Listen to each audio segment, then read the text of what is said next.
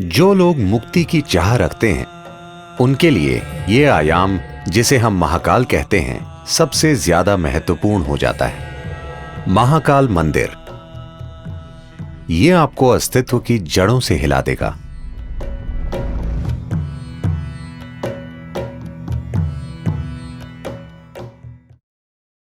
शिव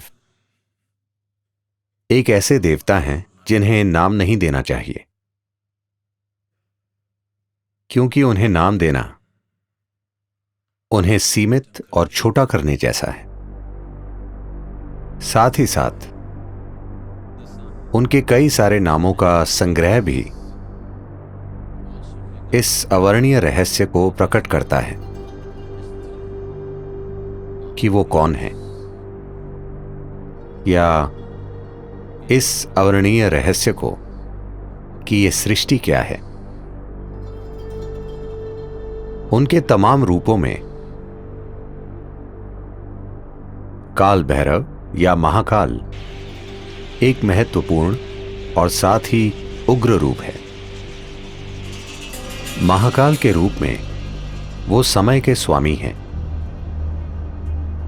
काल भैरव के रूप में वो समय के विनाशक हैं। Kala means time. काल का अर्थ है समय। समय का आपको जो अनुभव है वो बस अस्तित्व का चक्र में घूमना है। पृथ्वी एक बार घूमती है, वो एक दिन होता है। चंद्रमा पृथ्वी का चक्कर लगाता है, उसे एक महीना कहते हैं। पृथ्वी सूर्य का चक्कर लगाती है, वो एक साल हो जाता है। हर चीज जिसे आप समय मानते हैं, आपकी घड़ी भी चक्रों से जुड़ी है। हर चीज जो भौतिक है वो चक्रीय प्रकृति की है। अणु से लेकर ब्रह्मांड तक हर चीज जो भौतिक है वो स्वाभाविक रूप से चक्रीय प्रकृति की है, और अपने भौतिक अस्तित्व के कारण और आप जो हैं उसकी भौतिक प्रकृति के साथ आपके जुड़ाव के कारण आपको समय का बोध है। अब आप यहां बैठे हैं क्योंकि आपके पास एक शरीर है, इसलिए वो समय का हिसाब रख रहा है।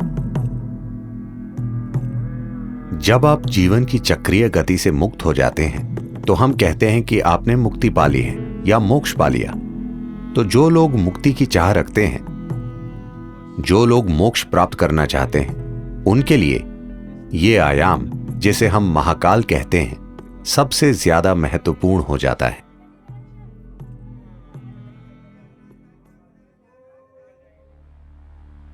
एक बार ऐसा हुआ, महान संत Shukracharya, Who was the guru for all the demons? जो दानवों के गुरु थे, उन्होंने शिव की भक्ति में घोर तपस्या की और शिव को प्रकट होना पड़ा। जब वे प्रकट हुए तो शुक्राचार्य ने अमर होने का वरदान मांगा। फिर शिव बोले, यह संभव नहीं है। जो भी जन्म लेता है उसे मरना पड़ता है, कुछ और मांगो। फिर शुक्राचार्य ने कहा, मुझे कायाकल्प की शक्ति दीजिए,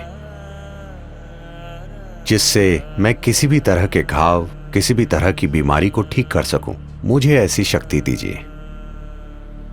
शिव, जो परम उपचारक हैं, सभी जड़ी बूटियों और औषधियों के स्वामी होने के नाते, शुक्राचार्य को संजीवनी मंत्र दिया। वो मंत्र जो लोगों की किसी भी प्रकार की बीमारी या किसी भी तरह के घाव या चोट को ठीक कर सकता था। जब शुक्राचार्य को यह संजीवनी मंत्र मिल गया तो दानव बहुत ही निडर हो गए और वे युद्ध के बाद युद्ध छेड़ने लगे। सभी दानव जो युद्ध में जख्मी हो जाते थे, किसी भी तरह के गंभीर घाव से, शुक्राचार्य उन्हें संजीवनी मंत्र से ठीक कर देते थे। तो इस वजह से दानवों की सेना एक भी आदमी खोए बिना लगातार लड़ सकती थी।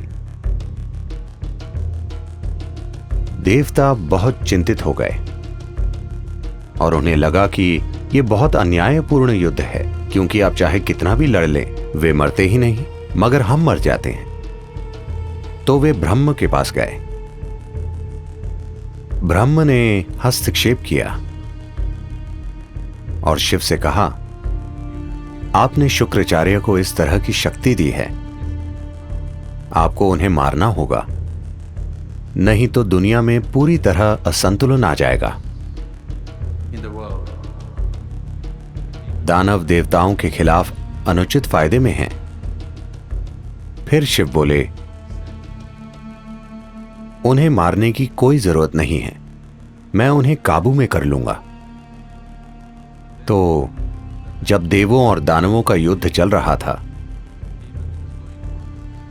शुक्राचार्य मंत्र पढ़ रहे थे और सभी दानवों की चोटों और घावों को ठीक कर रहे थे। तभी सीमा के पार से एक खतरनाक जीव,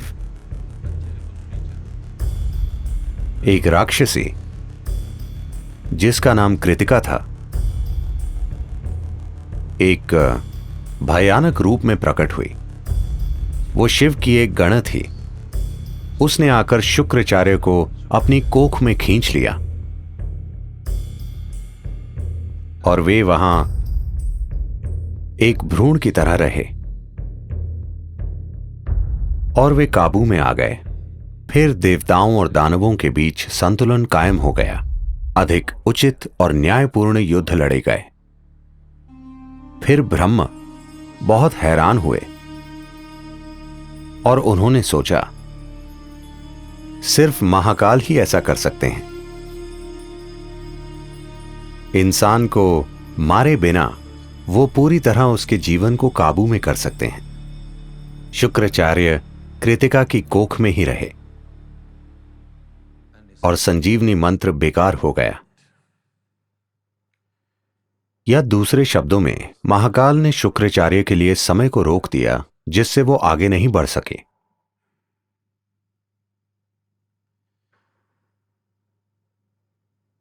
जब हम परे जाने की बात करते हैं, जब हम आध्यात्मिकता, योग की बात करते हैं,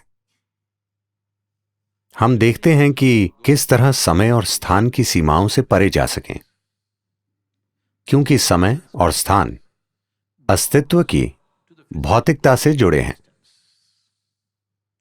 एक बार आप आध्यात्मिक होने की चाह करते हैं, उसका यह अर्थ है कि आप भौतिक से अधिक कुछ होने की चाह कर रहे हैं।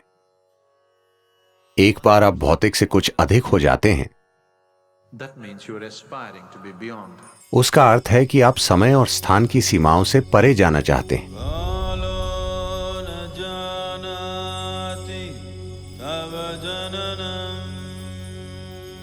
महाकाल मंदिर में जिस लिंग की प्राण प्रतिष्ठा की गई है, उसकी प्रकृति बेहद असाधारण है। यह आपको अस्तित्व की जड़ों से हिला देगा। यह प्राण प्रतिष्ठा वाकई अद्भुत है। इसका एकमात्र मकसद है कि ये किसी तरह आपको विलीन कर दे। इस मंदिर में पूरी तैयारी के साथ जाना चाहिए, क्योंकि यह बहुत शक्तिशाली है और कमजोर दिल वालों के लिए नहीं है। यह आपको अंदर से हिला देता है। हर दिन महाकाल को जो भेंट अर्पित की जाती है, वो शमशान से लाई गई ताजा राख है, क्योंकि उन्हें यही पसंद है और वो जैसे हैं उन्हें वैसा बनाए रखती है। दुर्भाग्य से मैंने सुना है कि We be getting so bloody civilized. हम इतने सभ्य होते जा रहे हैं, अब शायद कुछ आंदोलनकारियों के विरोध के कारण वो शमशान की राख का इस्तेमाल नहीं कर रहे हैं। दुर्भाग्य से वो गाय या बैल के गोबर का इस्तेमाल कर रहे हैं। ये सिर्फ संस्कृति से जुड़ी चीज नहीं है, इसके पीछे एक विज्ञान है। अगर हम शमशान से राख लाएं और कोई दूसरी राख लाएं, मैं आपको दिखा सकता हूं कि दोनों में क्या फर्क है। अनुभव के स्तर पर दोनों में बहुत बड़ा अंतर है और यह बहुत महत्वपूर्ण है कि इस प्रक्रिया को जारी रखा जाए। क्योंकि महाकाल का स्वभाव यही है। इस महाकाल रूप की मौजूदगी ही ऐसी है कि आपके वहां जाने पर सब कुछ विलीन हो जाता है, सब कुछ जलकर राख हो जाता है। इसका अर्थ है कि आप भौतिक से मुक्त हो जाते हैं। यह आपको परम मुक्ति की ओर ले जाता है। अगर आप इसे कोमलता से करना चाहते हैं तो हमारे पास यहां सब कुछ है। अगर आप उसे जबरदस्त तरीके से करना चाहते हैं, अगर आप वाकई जोर का धक्का चाहते हैं और आप कमजोर दिल वाले नहीं हैं, तो महाकाल मंदिर एक अद्भुत प्रक्रिया है।